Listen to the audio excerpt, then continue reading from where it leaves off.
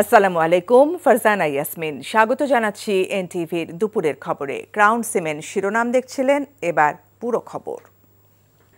বিএনপির নাম ভাঙিয়ে দেশের বিভিন্ন জায়গায় আওয়ামী লীগের নেতাকর্মীরা দখল, চাঁদাবাজি ও নানা অপকর্ম করছে বলে অভিযোগ করেছেন বিএনপি স্থায়ী কমিটির সদস্য সেলিমা রহমান। জাতীয় প্রেস ক্লাবে এক আলোচনা সভায় তিনি বলেন, আওয়ামী লীগের কেউ যাতে বিএনপিতে অনুপ্রবেশ করতে না পারে সে বিষয়ে দলের নেতাকর্মীদের সতর্ক থাকতে হবে।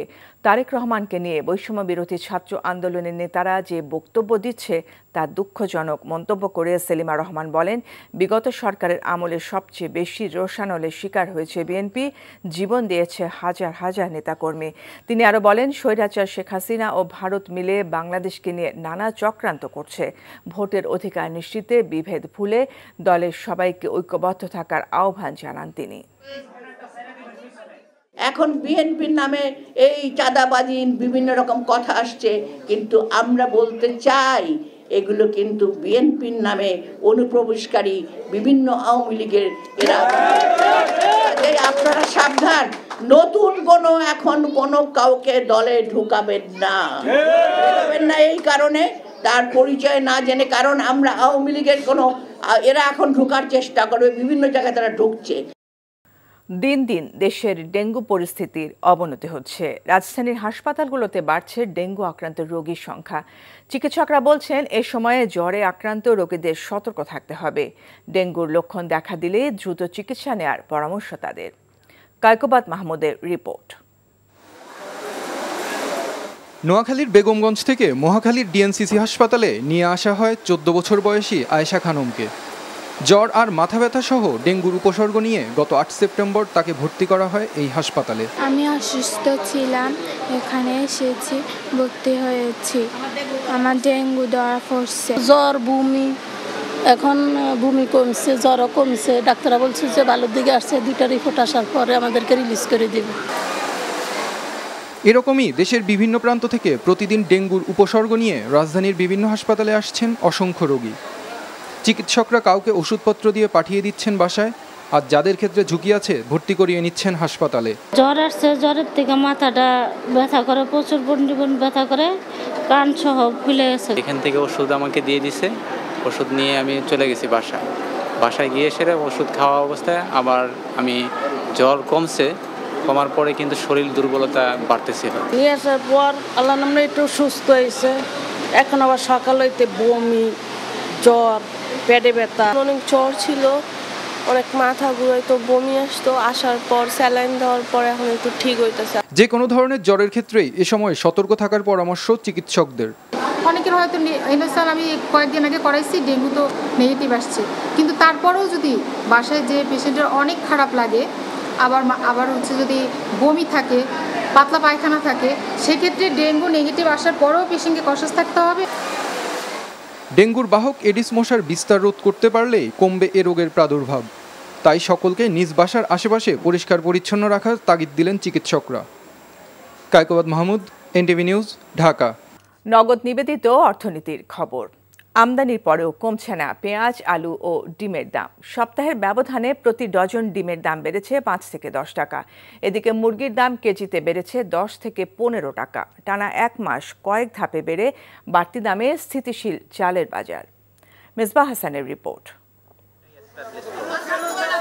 দিনমজুর এই নারী বাজার ঘুরে কিনেছেন 1 ডজন ডিম ও শাক, কিন্তু ঊর্ধ্বমুখীর বাজারে নতুন করে ডিমের দাম বৃদ্ধিতে অনেকটা অসহায় তিনি। দাম আগের চেয়ে একটু বেশি, আগে 140 টাকা করে নিতাম এই জায়গার থেকে, এখন 55 টাকা করে নেয়। আমরা তো আর সচরাচর মুরগি খাইতে পারি না, ভর্তা, তরকারি, আলু ভর্তা এইটাই বেশি খাওয়া হয়। গেল কয়েকদিন ধরে ডিমের দামে চলছে ওঠানামা। নতুন করে ডিম আমদানি হলেও বাজারে দাম তো কমেনি, বরং বেড়েছে। প্রতি ডজন বাদামি ডিম বিক্রি হচ্ছে 160 টাকা ও সাদা ডিম 155 টাকা। এখন তো ডিম খাওয়া কম হয়েছে, যেহেতু দাম বাড়তেছে। ডজন আগে ছিল 150, এখন বাড়তে 155 হয়েছে। এখন তো দাম কমতেছে না, প্রতিদিন 110-20 টাকা বাড়তেছে। ব্রয়লার মুরগির দামও কমার লক্ষণ নেই, উল্টো বেড়েছে। কেজি বিক্রি হচ্ছে 165 থেকে 170 টাকা। সোনালী মুরগির কেজি বেড়ে দাঁড়িয়েছে 270 থেকে 280 টাকা। তবে স্থিতিশীল রয়েছে পেঁয়াজ ও আলু। পাকিস্তানি পেঁয়াজ যেটা আসতেছে সেটার প্রাইসটা একটু হাই। আমার মনে হয় ডিউটি ফ্রি করে দেওয়ার কারণে যেটা ইম্প্যাক্টটা পড়ার কথা ছিল বা দরকার, যেভাবে আমরা চিন্তা ভাবনা করছি সেরকমটা হয় নাই। প্রাইসটা আর একটু লো হইলে পরে এটা আমাদের জন্য ভালো হয়। গ্যাসের সপ্তাহ তো আপনি তো বললামই যে বন্যায় অনেক খামার নষ্ট হয়ে গেছে, মাল শর্ট হইতেছে। গত সপ্তাহে খুচরা পর্যায়ে প্রতি কেজি চালের দাম 2 থেকে 6 টাকা পর্যন্ত বেড়ে যায়। সেই দামেই স্থিতিশীল রয়েছে। এক মাস থেকে দামটা ঊর্ধ্বগতি বাড়তি সবচেয়ে বাড়তি হলো মোটা চাল বলতে কোনটা বিয়ার 28, তারপরে গুটি সন্না, তারপরে পারিজা পাইজাম নামে একটা, এই 3টা চালের দাম হলো বেশি, কেজিতে 5 টাকা 6 টাকা কেজিতে বেশি। সবজির দামও বাড়তি, ভোক্তাদের নাগালের বাইরে। দুজনেই জব হোল্ডার, দুজন জব না করলে আমরা আসলে এখানে টিকে থাকতে পারছি না। একজনের স্যালারিতে আসলে হচ্ছে না, বাসা ভাড়া, বাজার সবকিছু মিলে আসলে কোয়াইট টাফ। বিভিন্ন বাজারের যারা সমিতি আছে তাদেরকে একটু পুরাতন খোলস থেকে বের হয়ে আসতে হবে, নতুনভাবে জিনিসগুলো চিন্তা করতে হবে। বাজার নিয়ে নতুনভাবে চিন্তা করার সুযোগ আছে। এখন সেই আমরা আগের যুগে যদি এখনো পড়ে থাকে তাহলে আসলে দিন শেষে ভুক্তভোগী আমরা সাধারণ মানুষ। এখন 3000 টাকা নিয়ে আসলাম, দেখি 700 টাকা আছে। মুরগি কিনলাম, আলু কিনলাম আর ডিম কিনলাম 6 টাকা। সরকারের পাশাপাশি বাজার সংশ্লিষ্টরা এগিয়ে আসলে বাজার নিয়ন্ত্রণ সম্ভব বলে মনে করেন সাধারণ ক্রেতারা। Misbah Hasan, NTV news, Dhaka. যাত্রী প্রতিনিধি বাদ দিয়ে বিগত সরকার লেজুর ভিত্তিক বাস মালিক সমিতি ও শ্রমিক ফেডারেশন দিয়ে পরিবহন খাত চালিয়ে সড়ক খাত ধ্বংস করেছে বলে অভিযোগ করেছেন সড়ক পরিবহন বিশেষজ্ঞরা। যাত্রী অধিকার দিবস উপলক্ষে আলোচনা সভায় সড়ক পরিবহন আইনে যাত্রী স্বার্থ সংরক্ষণ না থাকায় তা বাতিল করার দাবি জানানো হয়। স্বৈরাচার আওয়ামী লীগ আমলে সড়কে সিন্ডিকেট না থাকলেও নতুন সিন্ডিকেট গড়ে উঠেছে বলে অভিযোগ বক্তাদের। আপেল শাহরিয়ার রিপোর্ট। যাত্রী অধিকার উপলক্ষে বিগত সরকারের করা সড়ক পরিবহন আইনে যাত্রী স্বার্থ উপেক্ষিত শীর্ষক আলোচনা সভার আয়োজন করে যাত্রী কল্যাণ সমিতি।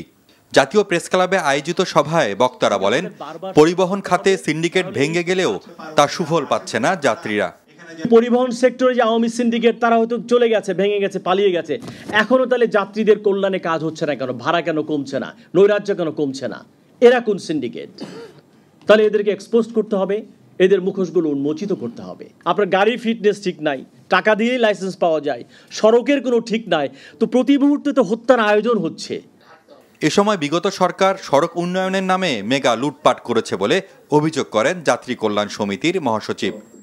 বিগত স্বৈরাচার আওয়ামী লীগের প্রণীত সড়ক পরিবহন আইন সংস্কার করা অত্যন্ত জরুরি হয়ে পড়েছে। এই আইনে পরিবহন পরিচালনার সকল ক্ষেত্রে বৈষম্য দূর করে পরিবহন মালিক সমিতি, শ্রমিক ফেডারেশনের পাশাপাশি যাত্রী কল্যাণ সমিতির মতামত এবং অংশগ্রহণ নিশ্চিত করা জরুরি। নতুন সড়ক পরিবহন উপদেষ্টার দৃশ্যমান কোনো তৎপরতা লক্ষ্য করা যাচ্ছে না বলেও অভিযোগ করেন বক্তারা। Apple Shahriar, NTV news, Dhaka. আগামী সপ্তাহে দেশের 8 জেলার নিম্নাঞ্চল প্লাবিত হয়ে আবারও বন্যা পরিস্থিতির সৃষ্টি হতে পারে বলে জানিয়েছে বন্যা পূর্বাভাস ও সতর্কীকরণ কেন্দ্র। উজানে ভারী বৃষ্টিপাতের কারণে আগামী 3 দিন চট্টগ্রাম বিভাগের নদীগুলোর পানি দ্রুত বৃদ্ধি পেতে পারে এবং চট্টগ্রাম, কক্সবাজার, বান্দরবান, খাগড়াছড়ি, ফেনী, কুমিল্লা, নোয়াখালী ও লক্ষ্মীপুর জেলার কিছু নিম্নাঞ্চল প্লাবিত হতে পারে বলে জানিয়েছে বন্যা পূর্বাভাস ও সতর্কীকরণ কেন্দ্র। বর্তমানে দেশের সব প্রধান নদ নদীর পানি বিপদসীমা নিচ দিয়ে প্রবাহিত হলেও চট্টগ্রাম বিভাগের ফেনী, মুহুরী, হালদা, সাঙ্গু ও মাতামুহুরী নদীর পানি বৃদ্ধি পাচ্ছে। এদিকে বঙ্গোপসাগরে সৃষ্ট লঘুচাপটি আজ রাতে নিম্নচাপের রূপ নিতে পারে, ফলে রাজধানী সহ দেশ জুড়ে রাত থেকে বৃষ্টির আশঙ্কার কথা জানিয়েছে আবহাওয়া অফিস। এজন্য দেশের সমুদ্র বন্দরগুলোতে 3 নম্বর স্থানীয় সতর্ক সংকেত দেওয়া হয়েছে, আর নদীবন্দরগুলোতে দেওয়া হয়েছে 1 নম্বর সতর্ক সংকেত। প্রায় 95 কোটি টাকা পাচারের অভিযোগে দুর্নীতি দমন কমিশনের মামলায় বেসিক ব্যাংকের বিতর্কিত সাবেক চেয়ারম্যান শেখ আব্দুল হাই বাচ্চু ও তার পরিবারের 4 সদস্যের বিরুদ্ধে গ্রেফতারি পরোয়ানা জারি করেছেন আদালত। বৃহস্পতিবার বিকেলে বাচ্চু সহ 5 জনের বিরুদ্ধে অভিযোগ আমলে নিয়ে এই আদেশ দেন ঢাকা মহানগর সিনিয়র স্পেশাল জজ আদালতের বিচারক মোহাম্মদ জগলুল হোসেন। আদেশে বনানী থানা ভারপ্রাপ্ত কর্মকর্তাকে 4 নভেম্বরের মধ্যে তাদের বিরুদ্ধে জারি করা গ্রেফতারি পরোয়ানা বাস্তবায়নের প্রতিবেদন দাখিলের নির্দেশ দেওয়া হয়েছে। একই মামলায় আরেক আরেক আসামি লা মেরিডিয়ান ঢাকার মালিক আমিন আহমেদ জামিনে রয়েছেন। তবে বাচ্চু ও তার পরিবারের সদস্যরা পলাতক আছেন। গত বছরে 12 জুন 2,265 কোটি টাকা আত্মসাতের 59টি মামলায় বাচ্চু সহ 146 জনের বিরুদ্ধে অভিযোগপত্র দিয়েছিল দুদক।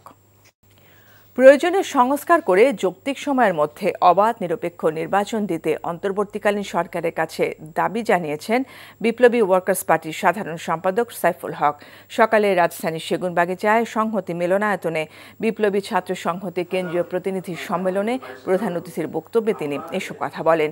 রাজনৈতিক দলগুলোর সঙ্গে আলোচনা করে দ্রুততম সময়ের মধ্যে সংস্কার কাজের রূপরেখা প্রকাশের দাবিও জানান। প্রতিনিধি সম্মেলন থেকে বৈষম্যহীন গণতান্ত্রিক শিক্ষা ব্যবস্থা গড়ে তোলা সহ অভ্যুত্থানে আহতদের উন্নত চিকিৎসা নিশ্চিত এবং শহীদদের সর্বোচ্চ স্বীকৃতির দাবি জানানো হয়। একটা যৌক্তিক সময়ের মধ্যে বাংলাদেশে অবাধ নিরপেক্ষ বিশ্বাসযোগ্য নির্বাচনের আয়োজন করা হবে, কারণ একটা অনির্বাচিত সরকার দীর্ঘদিন অনিশ্চিতভাবে ক্ষমতায় থাকার কোনো সুযোগ বা কোনো এখতিয়ার নেই। কারণ আপনি যে ক্ষমতার কোনো সীমা নেই, যে ক্ষমতার কোনো বেড নাই, যে ক্ষমতার কোনো জবাবদিহিতা নাই, সেই ক্ষমতা কিন্তু যে কোনো সময় কিন্তু পথ হারাতে পারে। এই ছিল দুপুরের খবরে। এই খবরের ভিডিও সহ আপডেট জানতে ভিজিট করুন এনটিভি অনলাইন www.ntvbd.com। এছাড়াও এনটিভির জনপ্রিয় সব অনুষ্ঠান ও খবরের আপডেট জানতে ভিজিট করুন আমাদের ইউটিউব ভেরিফাইড ফেসবুক পেজ। 5টা দেশের খবর দেখার আমন্ত্রণ রইল। ধন্যবাদ সবাইকে।